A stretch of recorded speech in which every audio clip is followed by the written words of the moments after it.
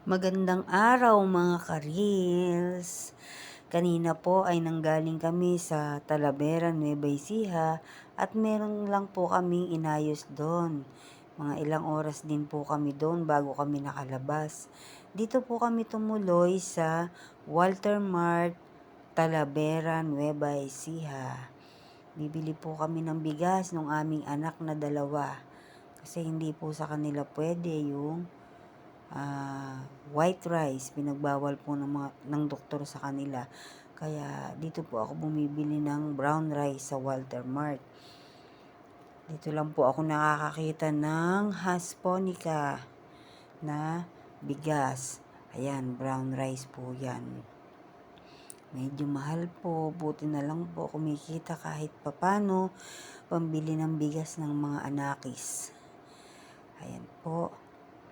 Bumili na rin po kami ng mga fries na pang merienda nila, juice, at yung iba pang mga kailangan nila. Sa totoo lang po, ang mga magulang wala na pong iniisip kundi yung para sa mga anak na lang.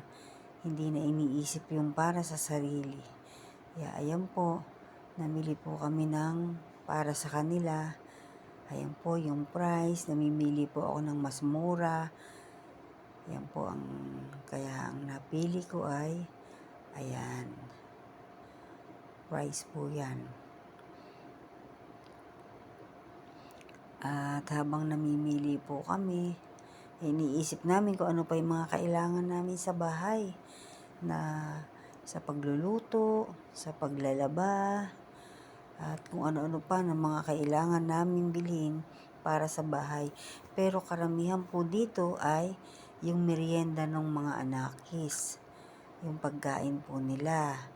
Kasi po ang aming tahanan ay malayo sa tindahan. Ayan po, nakapamili na po.